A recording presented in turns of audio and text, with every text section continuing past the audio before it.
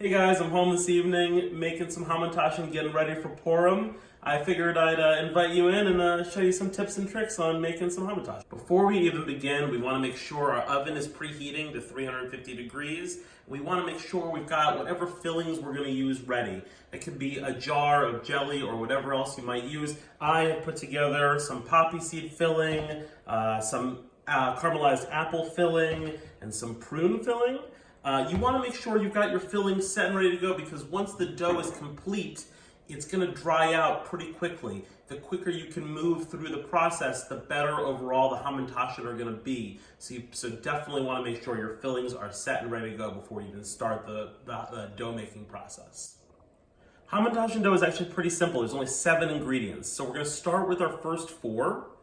We've got 4 eggs, a half cup of vegetable oil, 1 tablespoon of vanilla, and 1 1/3 cup sugar. You want to mix it until it's completely combined. Once you start adding the flour, you're going to want to be very gentle with the dough. So this is really your opportunity to mix all of the wet ingredients completely together. This is a bowl of 4½ cups flour, 2 teaspoons baking powder, and a ½ teaspoon salt. I mix them all together with a sifter. If you don't have a sifter, you could just use a whisk. Just make sure that everything is very well combined. I'm gonna fold this very gently into our wet dough, just until it forms a really shaggy, totally combined, rough dough. From here, I'm going to knead the dough until it incorporates all of the flour. As you're incorporating the flour, the dough will start to feel drier in your hands, and then after you see the flour disappear, it's going to start to get a little bit tackier. Once you start to feel that tackiness, you want to stop kneading. That's the level we're trying to get to. You don't want to overwork your dough. Right now, I'm just really lightly flouring my work surface, and I'm going to start to roll out my dough. You want to lightly flour your surface so that the dough doesn't stick. It's still gonna stick. Don't be afraid if you find that pieces are sticking to the table. We're gonna use a spatula to get the eventual cookie cuts up. I'm going to just slowly roll the dough out. I'm aiming for a little bit under 1/8 of an inch thick. The thicker you do it, obviously, the doughier the cookies are gonna be, so whatever your personal preference is, by all means. I like mine really nice and thin and crispy, so that I go for as thin as I possibly can while still maintaining that nice wall shape. The thinner they get, the harder they are gonna be to work with. If you have thick dough, it's gonna be a really easy cookie to fold.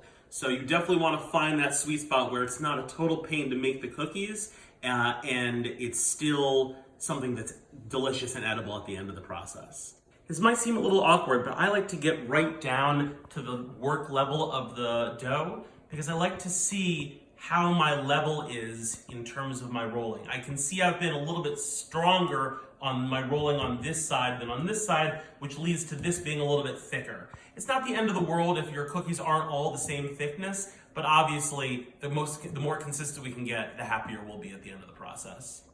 So as predicted, even though we put a little flour down on the surface, the dough is sticking a little bit. So I'm just gonna take a spatula and use it to pop it right off.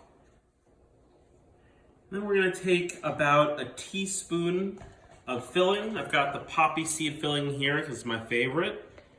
We're gonna take it just about a teaspoon and just put it right down in the middle of the cookie.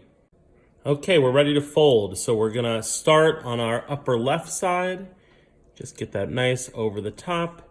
Just go to our upper right next and fold that over so we can see the beginning of that nice triangle right there in the middle. We're gonna fold up the bottom, and one side is gonna get folded underneath, and the other side is gonna get folded over top.